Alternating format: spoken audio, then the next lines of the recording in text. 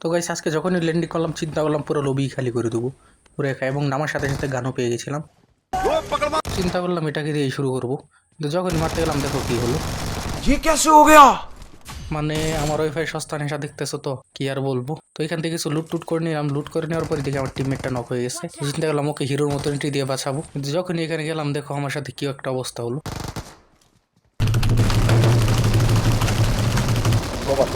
सारा मूड खराब कर दिया। মানে এরকম লেভেলের স্প্রে যদি আর কেউ দেয় ভাই তাহলে আর খেলতেই হবে না। দেখছো কি একটা অবস্থা। भाई मुझे माफ कर दो। যাই হোক অনেক কষ্ট করে ওকে মারতে হলো। তো আমি বলছি তো গাইস, আমার হাতে যদি 120 FPS এর ডিভাইস চলে আসে তাহলে এসবকে মেরে যে কি করবো না। তো এরপর আমি আমার টিমমেটকে রিভাইভ দিলাম। রিভাইভ দেওয়ার পর যখন লুট করছিলাম তখন দেখো নিনজা হাতুড়ি চলে আসলো। এখানে যে আমার ভিতর কিসের একটা ঢুকলো বুঝতেই পারলাম না। যাই হোক অনেক কষ্ট করে মারলাম ওকে, আমি বুঝতেই পারতেছিলাম না যে কোনটা আসল। যাই হোক ওকে নিনজা হাতুড়ি গাছই পাঠিয়ে দিয়েছি।